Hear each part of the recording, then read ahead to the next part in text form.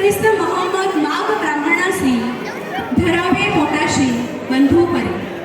निर्मिकाचा धर्म सत्य आहे एक, भांडणे अनेक कशासाठी.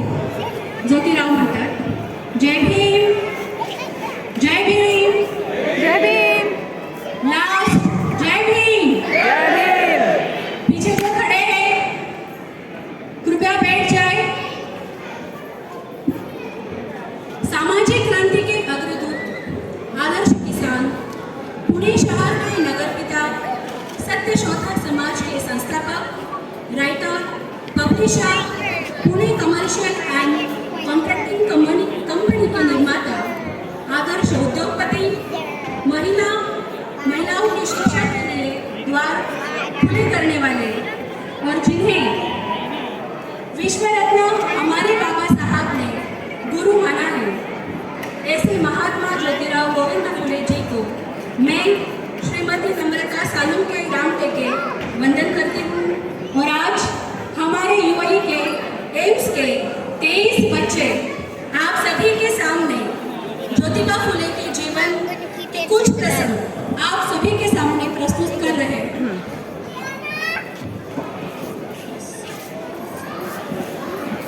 दादा नेक्स्ट टाइम. जिच्या हाती पाळण्याची दोरी ती जगी उधारी.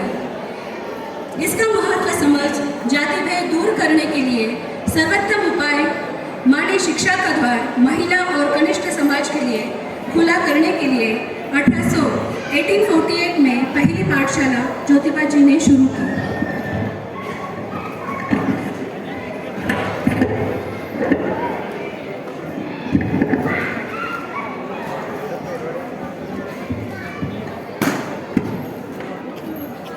हेलो.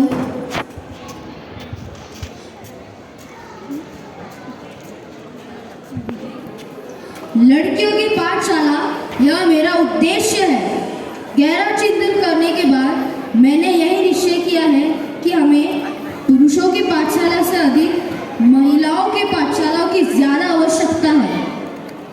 महिलाएं अपने बच्चों को पहले 2-3 साल में जो संस्कार देती है उसी समय अच्छे जीवन के लिए शिक्षा जरूरी है. इसलिए मैं कहता हूँ आता तरी तुम्ही मागे घेऊ नका, धिक्कारून टाका म्हणून. विद्या शिवताच पावाल ते सुख, घ्यावा माझा लेख ज्योती म्हणे.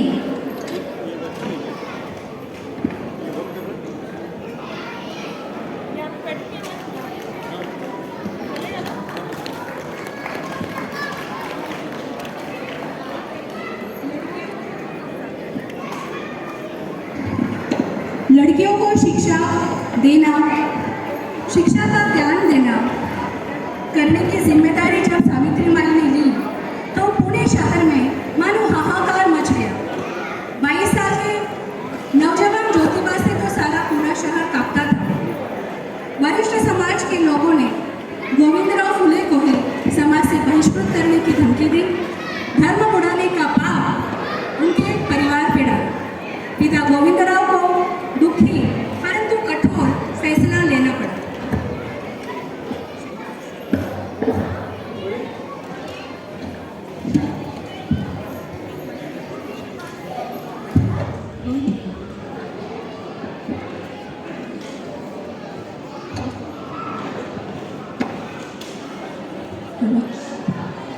ज्योति यहाँ आओ. ज्योति, वरिष्ठ समाज के लोग तुम्हारे लड़कियों को पढ़ाने और पाठशाला शुरू करने से नाराज है. यह धर्म के विरुद्ध है. तुम्हें यह पाठशाला बंद करनी होगी, नहीं तो यह समाज हमारा बहिष्कार कर देगा. नहीं पिताजी, चाहे मृत्यु क्यों न आए पर मैं एक पाठशाला बंद नहीं करूँगा. पिताजी, हमारे समाज को इस बदलाव की ज़रूरत है. ठीक है ज्योति, फिर तुम्हें यह घर छोड़ना होगा. ठीक है, हमें जाना होगा. लड़कियों को शिक्षित करने का व्रत जो हमने किया है तो इसे भी सहना होगा.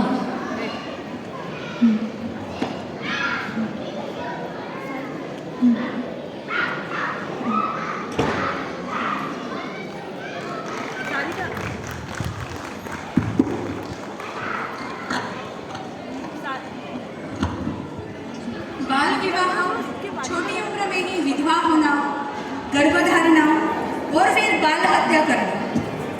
अंत में समाज में दोषी बनकर जीवन बिताना।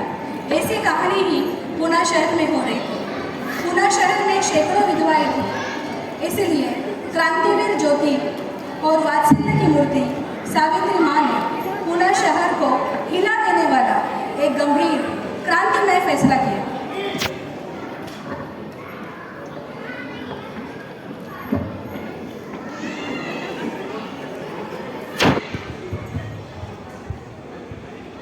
आहो, काशीबाई के बारे में आपको कुछ पता चला? जी शेठ जी, काशीबाई ने बच्चे की हत्या की, इसलिए उन्हें पुलिस ले गई। सुना है कि उन्हें काला पानी की जेल हुई है। एक माँ भला अपने बच्चे को कैसे मार सकती है सावित्री? शेठ जी, इस घटना में सावित्री जैसी विधवा जिम्मेदार नहीं है।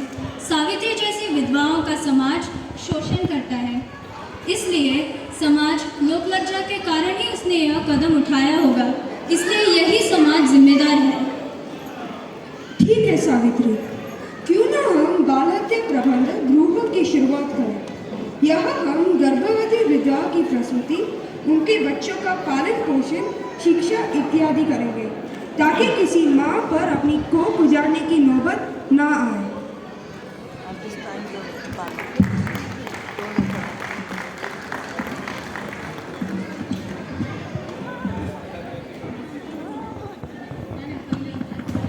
उस समय विधवा का दर्शन भी अशुभ माना जाता। चाहे खुद के बच्चे की शादी क्यों ना हो, परंतु विधवा माँ उस शादी में नहीं जा सकती थी। घर के किसी कोने में ही उसे जीवन व्यतीत करना होता। और इतना ही नहीं, खुद के माता पिता भी उसे विधवा होने का दोष देते। ऐसी स्थिति में ज्योतिबा जी ने और एक क्रांतिकारी कदम उठाया।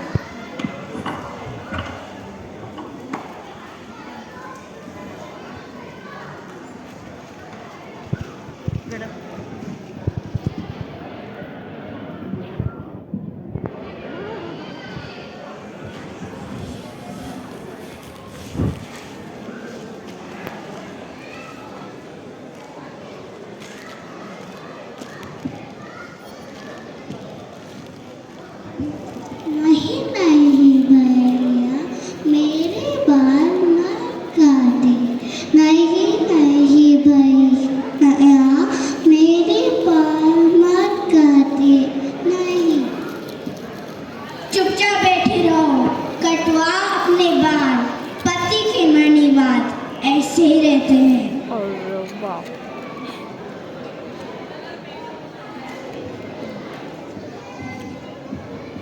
बंद करो ये सब। ये क्या हो रहा है? इसका पति गुजर गया तो इसमें इसका क्या दोष है? बाल काटने से मरे हुए पति को क्या लाभ होगा? तुम्हें भी यह नहीं करना चाहिए। जी साहब, मुझे भी यह काम अच्छा नहीं लगता, पर क्या करें? काम न करे तो वरिष्ठ समाज के लोगों से बोल सुनने पड़ते हैं। जिस बच्ची को लाड़ प्यार से पालते हो, विधवा होने पर क्या ये व्यवहार आपको शोभा देता है?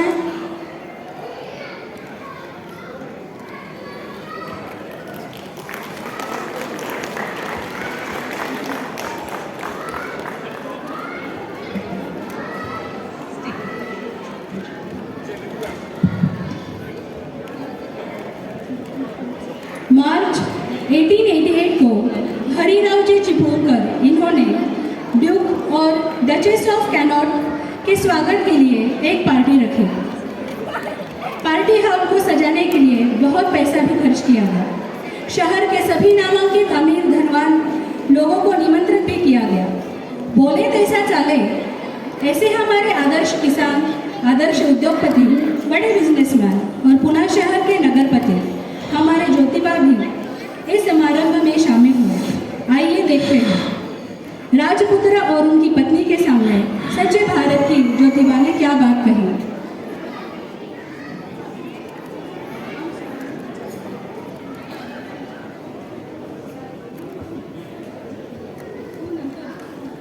Hey, you cannot enter.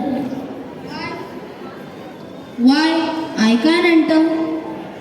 Let him come inside. He is Jyotira Phule.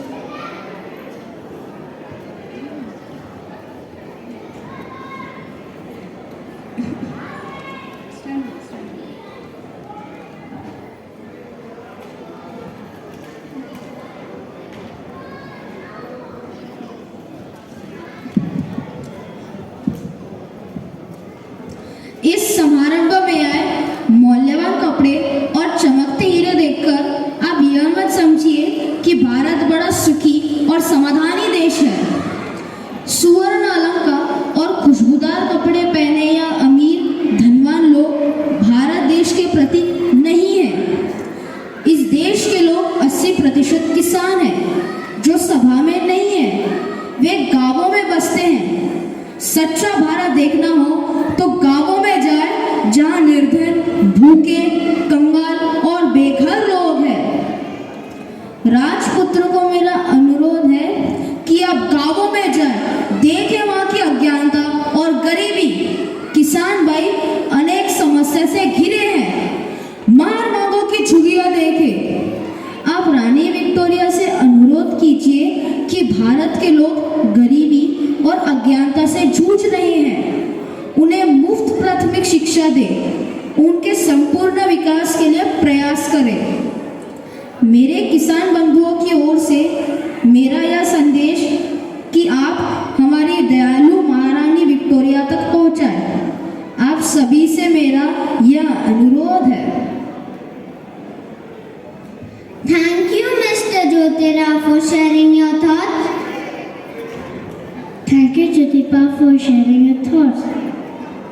You're most welcome.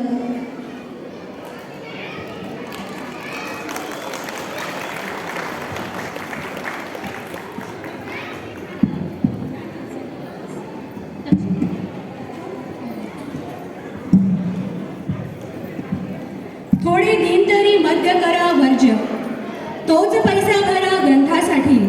ग्रंथ वाचताना मणी शोध करा, देऊ नका धारा वैरभाव. दारूबंदी के लिए ज्योतिराव जी ने पहली बार कुछ सवाल उठाए. उन्होंने नगर पिता इस हैसियत से एक पत्र भी लिखा. आइए सुनते हैं.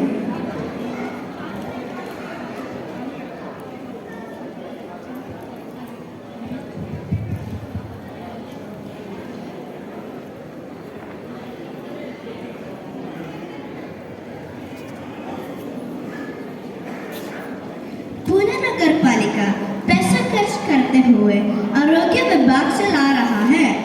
बड़ा नौकर वर्ग आरोग्य विभाग में काम करता है। जिस पुणे शहर ने कभी दारू शराब के दुकान नहीं देखे, आज यहाँ बस्तियों में ही शराब के दुकानें खोली है। यह तो समाज के नैतिक अधपतन की शुरुआत है। आरोग्य विभाग के लिए तो यह धोखा हुआ।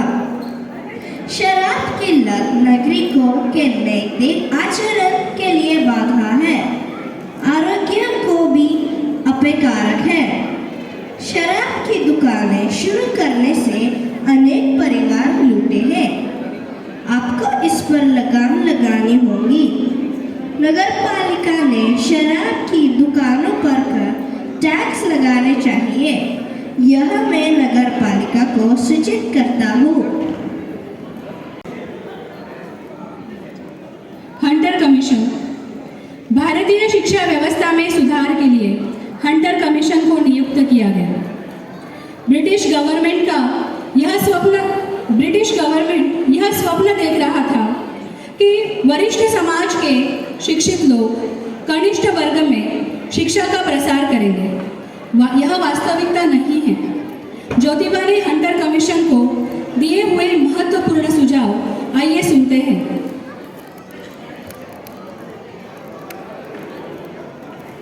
किसान और गरीब बच्चे खेती या अन्य कामों में लगे होते हैं. उन्हें पाठशाला की ओर आकर्षित करने हेतु शिष्यवृत्ति या बख्शीश दिए जाए. प्राथमिक शिक्षण 12 वर्ष के बच्चों तक मुफ्त और सख्त हो. हमारे मुस्लिम भाइयों को मराठी और अंग्रेजी भाषाओं का आकर्षण नहीं है. भाषा का ध्यान रखकर उनके लिए अलग पाठशाला हो. जाति भेद और विषमता के कारण मांग और महार समाज के बच्चे शिक्षा से वंचित हैं। उनके लिए जहाँ यह बच्चे रहते हैं वहाँ पाठशाला खोलें। मेरा यह मानना है कि शिक्षक अध्यापन परीक्षा उत्तीर्ण हो। जो शिक्षक अध्यापन परीक्षा उत्तीर्ण नहीं हो पर काबिल और लायक हो उन्हें भी रखें। शहरी अभ्यासक्रम से ग्रामीण विभागों का अभ्यासक्रम अलग हो। खेती से जुड़ी एक आदर्श क्षेत्र यह योजना हो। प्राथमिक पाठशालाओं की संख्या बढ़ाए।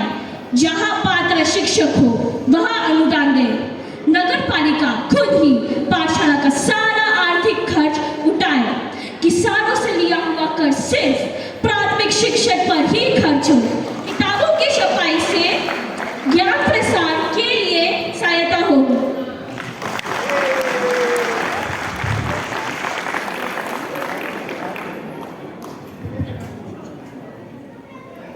ज्योतिबा का संपूर्ण जीवन त्यागमय और धैर्यपूर्ण था। आखिर वह सुनहरा दिन आ ही गया। मई 1888 में अपने प्रिय नेता के प्रति प्रेम, निष्ठा, आदर व्यक्त करने के लिए आइए हम सभी मिलके इस ऐतिहासिक पल का हम भी हिस्सेदार बने, साक्षी बने।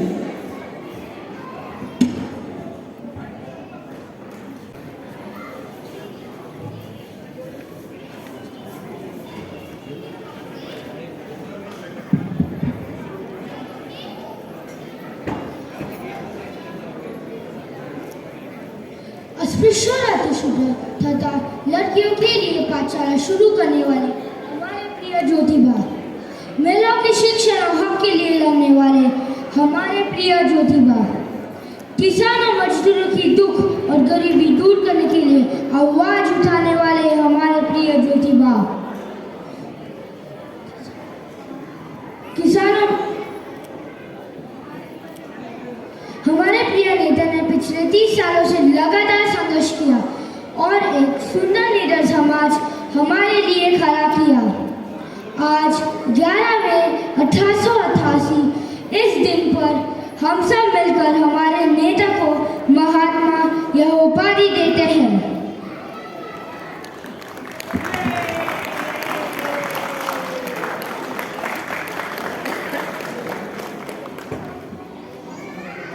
मेरे समाज बंधुओं के लिए जो मेरा कर्तव्य था वह मैंने किया, इसलिए मुझे समाज से लड़ना पड़ा। मेरे अनुयायी ने सत्य शोधक समाज के तत्व विचार को संदेश से उत्साह से गांव में प्रसार करे, यह मैं आशा करता हूँ। हम सभी मानव एक है, बंधुता से रहें। निर्मी के निर्मला मानव पवित्र, कमी जास्त सूत्र बुद्धीमध्ये।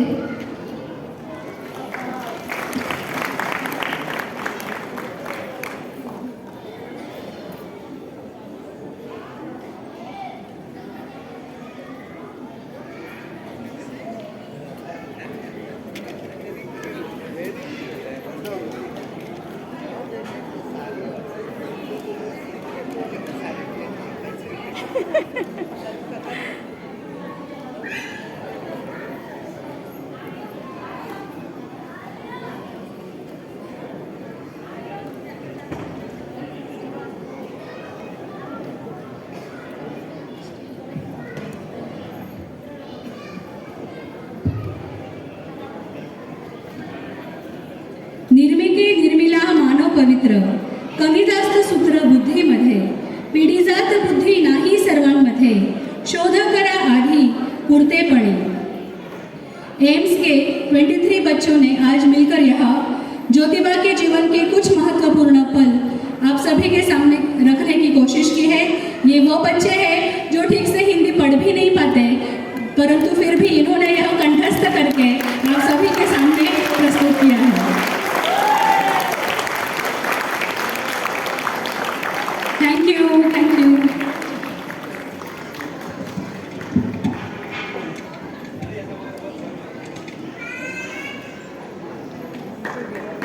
फिर मैंने पूरा रिकॉर्ड किया।